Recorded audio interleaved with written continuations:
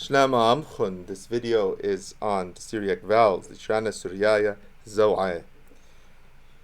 And so, as we introduce the vowels, we're going to stick with Eastern vowels. I'm also going to do one on Western, and this one, though, is particularly on Eastern ones because there's more of them. There's 7 or 8 to the Western system's 5, and so they're a bit more connected to the inner grammatical world of Syriac. Their aspects are revealed more there, and let's get into them. So I made this chart just to think of the articulation of these vowels because it has a lot to do with how they end up being used. You have this vowel right here of tacha. So it is a dot above and below a letter. Think of it as open, right? Think of the two dots kind of like lips open and the letter in it. So if there was a beth here in the middle, it would be pronounced ba. Or if it was an I, it would be ah. And it's called a ptacha, which means an opening one. It's open, it's an open vowel, and it's a backgrounded vowel. So it's the ah. Connected to it laterally, so it's kind of sideways friend, is an unrounded version, which is ah. You have ptacha here, which is the rounded ah.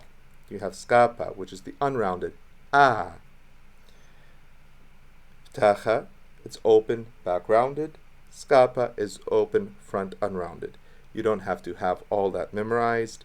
That's for those that like to go to an IPA vowel chart, which if you Google IPA vowel chart, you'll have ones where you can find these and click on them, and the sounds you want to find are these symbols. So you can always pause, Google IPA vowel chart, click around, and you'll see a lot more vowels are possible. These are the ones that I've isolated for Syriac. Now what happens with our vowels is that we go in this column right here from short to long. Length is important in Syriac. So we go from the short tacha in one continuum to the ruacha, which is today pronounced as an O, but it would probably originally pronounce it as a. So the word savior is paroka. Originally it would have been like paraka. Paraka. It would be a mid-back rounded vowel today, an O sound. And then you have the further long, even longer than that, the ruasa, which is a closed back rounded vowel, u. So if you say the word awun dwishmeya, it's the u sound. I transliterate it, so I don't use the IPA. These right here are IPA, the ones in brackets. My transliteration is right there. So when I see a skapa, a letter in a skapa, so if you see a beth with a dot, 2 dots above it, I will put a beth with an A and a bar over it. See a beth with a dot above it and below it, a beth, and a ptacha, I will transliterate it a beth and the letter A. So that's this column. It goes from ptacha a, ruacha o, ruasa u. And this arrangement is off of just how vowels naturally articulate in the human mouth. I've removed vowels that are not used in Syriac and just given you the standard IPA vowel chart. So the fact that this is here, and this is here, and this is here, that has to do with the organs of the human sound expression. It's a fixed biological feature that ptacha is an open back-rounded vowel and the ruas is closed back-rounded. It's saying open in terms of what's happening with the mouth as you're making that vowel sound, because a vowel is when you're just articulating a sound rather than making a consonant, right? Your mouth is completely unengaged in kind of palatization or guttural these sounds. So next to ptacha, we've got this other column going out. We've got skapa, which I put an A and a bar over it to show it. Skapa is considered longer than ptacha. Biologically, it's not that it's longer, it's that it's unrounded, but we count it as longer. Ptacha is short, skapa is long. Again, biologically, it's that one is back rounded, ptacha, the other's front unrounded. All of these are going to be front unrounded vowels. So we're going from skapa, like ka, like la, to the E sound, which is the same E sound for both vowels. It's a. It can be held for a short period of time, like qabil. So the second vowel there, qabil, or it can be long, like kithbeth, that last one, right? The first one was short, second one was last. I'm going to say kithbeth, kithbeth. It's got both of those in it. Kithbeth. But it's the same sound. If you notice, I use the same IPA symbol. And Zlama Sika is not an A, it's an E. So that's a simple E, and this is the only time when there isn't an actual change in the vowel in my representation between vowels. This is the short E, this is the long E.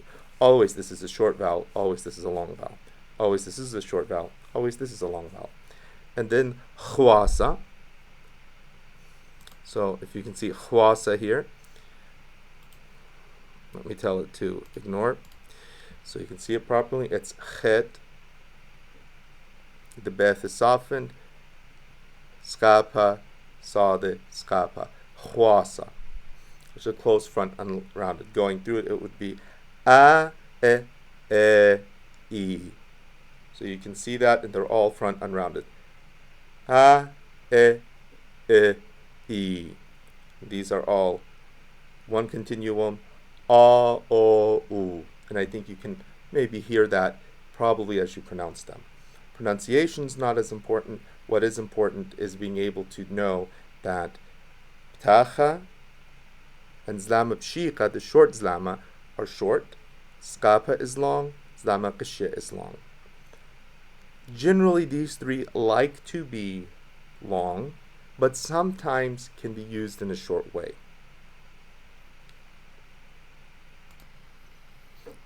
Now let's use these vowels a bit. And mind you, I know my explanation was on the technical. It was there so the information would be available to you. I hope that in most of my videos I give you more information than you need, but not so much that it just becomes nerding out. I've noticed quite a bit of people have a fair deal of knowledge about linguistics, so I'm putting that for those who can use it. If not, ignore it, go to the stuff that is useful. So let's get into something a bit more universal. Let's use those vowels. So if you have a word, for instance,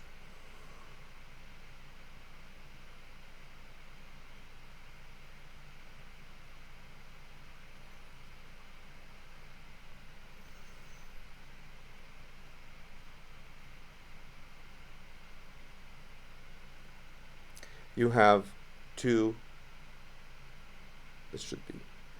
you have a two-syllable word. You have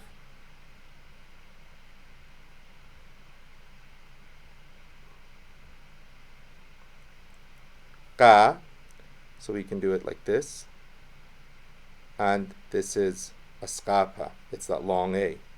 Ka. And notice I put this alif here without even thinking about it. It's because we would never just write, man, make yourself do it. We would never just write that.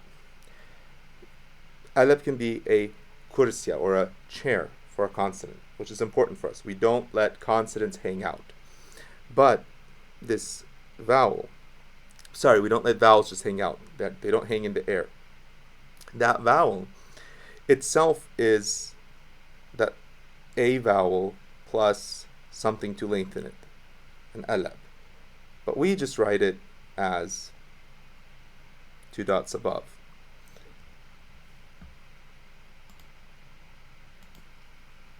What's important about it is that if you've got that and then it's followed by another letter,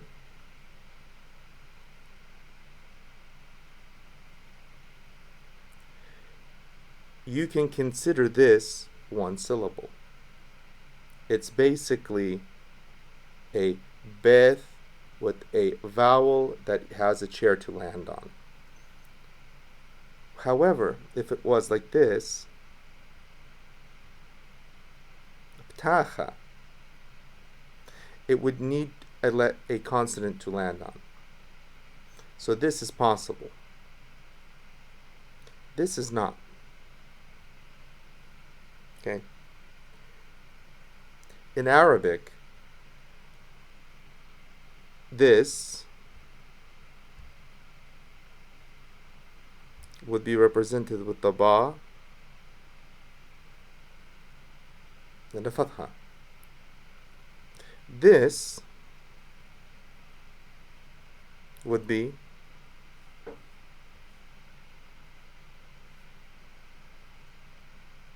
you would have the fatha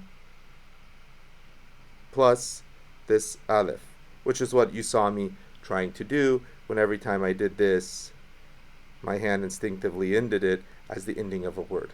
That's precisely why words end that way. So let's get back to the vowels and put them together a little bit. Now that that idea is in the back of your mind, we will address it a lot more later. So let's take a simple word like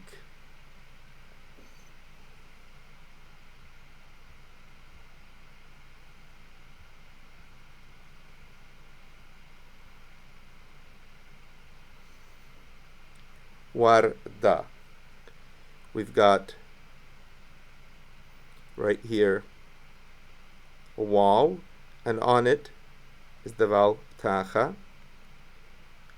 That is not a sound that's sufficient. However, it ends on a resh. So we have war, there's one higyana, there's one syllable. Next, we have dalet. So dalet can begin a higyana, a syllable, and a skapa. I don't have to tell you that this is going to be written. We know it's going to be written, and it doesn't show up in my transliteration at all. So those final aleps, they disappear in the transliteration. You have to know that they're going to be there. Warda, which is a rose or flower. It's really a Pahlavi or even Avestan early Persian word. Let's check out what the Syriac word for it would be, the Aramaic, the Semitic root word. And it comes from the verb habil, or for something to blossom.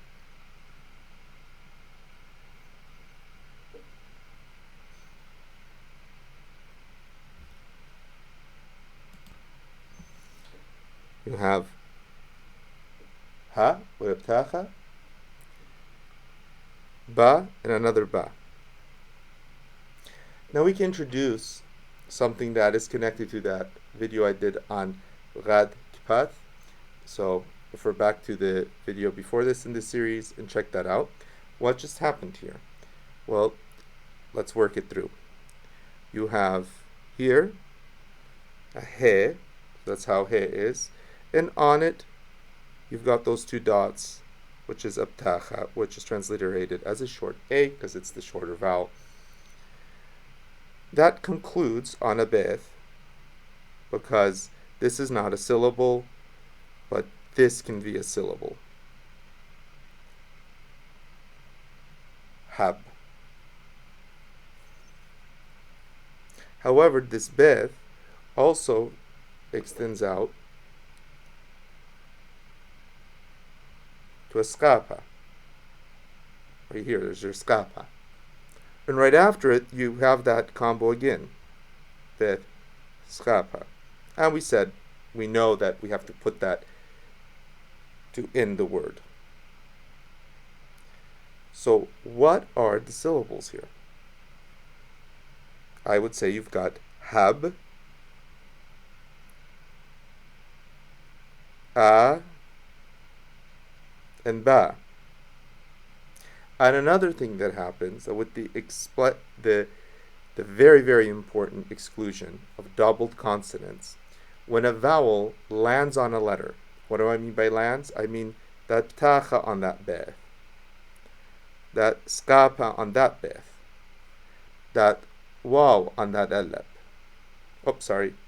That eleb on that resh, or that when you've got the vowel landing on the consonant, that consonant tends to get softened,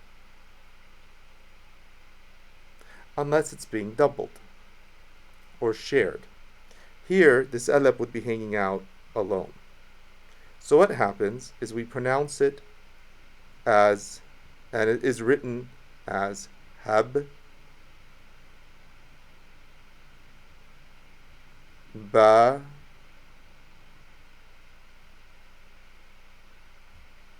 wa. Oh, let me clear out, redo that. So what happens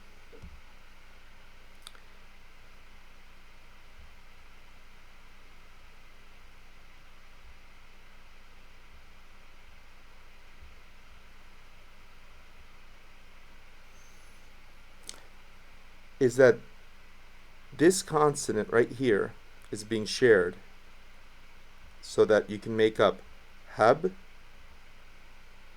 and ba. And then follow it with ba again, which, because you've got this vowel landing on this consonant, will be given a wa sound. It would become ha, hard, hab, ba, wa. Hab, ba, wa. Why? Because, like I said, you can't have a ptacha by itself. It's a short vowel. It has nothing to stand on. It needs to grab onto a consonant. So it sucks a little bit of the beth here and splits that beth in half. So functionally, beth gets pronounced and is there grammatically, is there in writing, you just don't see it. It's there three times for hab,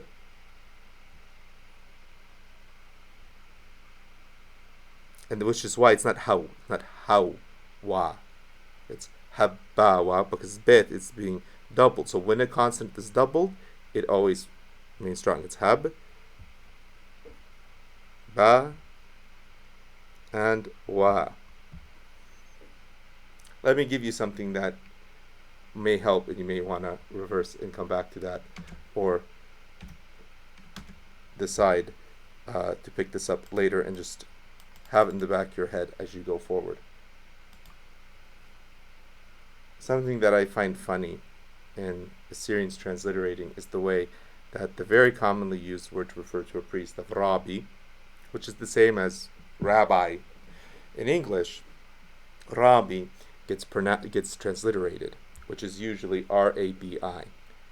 It isn't ra-bi, which is what they wrote. Let's deal with the word.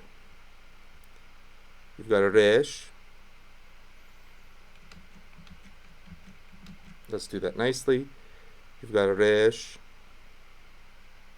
a beth, and a youth. Tacha. Well, that beth again is having to perform double duty, so that we know there's two of them. It's going to be doubled. It's going to go hard. It's going to be that b, not the w sound. Why? Because really what I wrote here, and anyone who really knows Syriac grammar understands that what I really wrote there was rab and b. Let's try that again. When I write resh, tacha, beth, khwasa, this is going to be my first syllable, and this needs a consonant, so that beth will be doubled, which is why it's not rawi, which is what, if you don't double the beth, that would be what this is pronounced. And again, it would be really difficult to even figure out how to write that. It's rab and b. That's why this bet has to be hard. Because, and we always pronounce it this way in the East, West Syriac, not as much. We pronounce not ra-bi, but rab-bi. Rab ends with our mouth coming to that plosive B position, right? You don't necessarily have to express a consonant for your mouth to have produced it, to have landed in it. Rab, and then from it we come B. Rab and B. Those are the two consonants. Rab and B. So in this here, how many letters do we have? I would say 3. Resh, Beth, and Beth. This is not a letter, that's a vowel. It is khwasa. How many vowels and letters do we have? How many graphemes do we have? Let's not do it. How many letters / vowels do we have? We have Resh, Beth, and Beth. That's 3. And the khwasa is 4. Because this is doubled. It would be like in Arabic.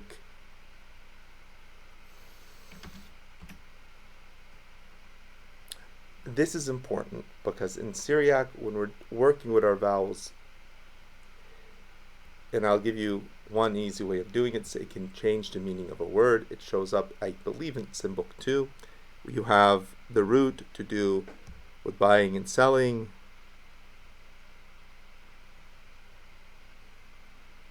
Zen, Bet, Nun, Zen, Bet, Nun. Now, I know we're talking about buying and selling. I have no idea about if it's buying or selling. Well, if I go and I just put a ptacha on that zen,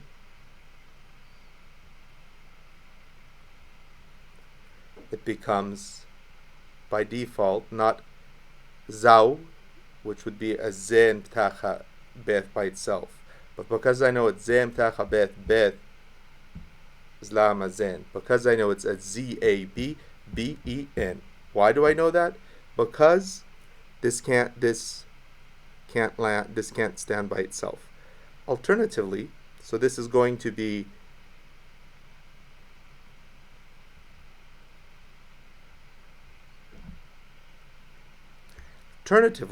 and this is a real word, if I put a skapa, a long A, so I go and then the bin, this can stand on its own. That za is fine because it's that za. It's not za that needs something. If I go za by itself, I get a glottal stop, which is why this has to do with what's going on with your mouth. The necessity of a glottal stop, it occurs with here. It's that closed, unrounded vowel. Za, za, and then because this vowel is landing on that consonant, it becomes zaw, zawin. Zawin is he buys. Zabin is he sells. See, it's the same consonant. It's the same, root of zbn, zen, bet, nun. But it's different because here it's a 4-letter root. It's zen, bet, bet, nun. No one calls it 4-letter, but it's zabbin. Here it's zawin. The bet is one time because it has a vowel coming down on it. It's softened. So if you're reading, and you will encounter this in book 2, a quick rule of thumb, and again we're going to do this a lot more, is to pay attention to the first letter. If it's the ptacha, the short letter, that second letter is probably going to be doubled, as this word, قبل, he receives. However, if that first letter has the long vowel on it,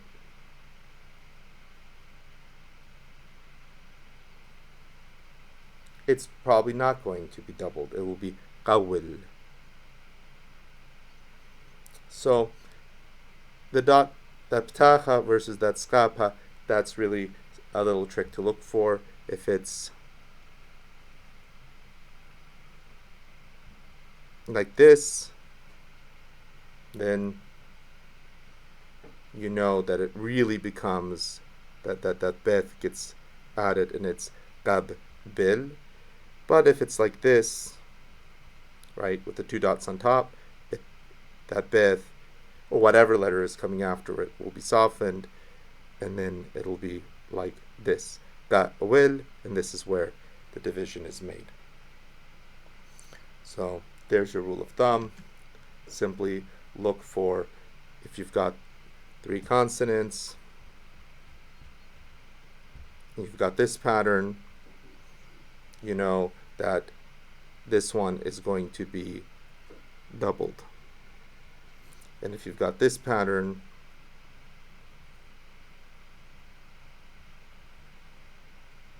this one, if it's softenable, if it's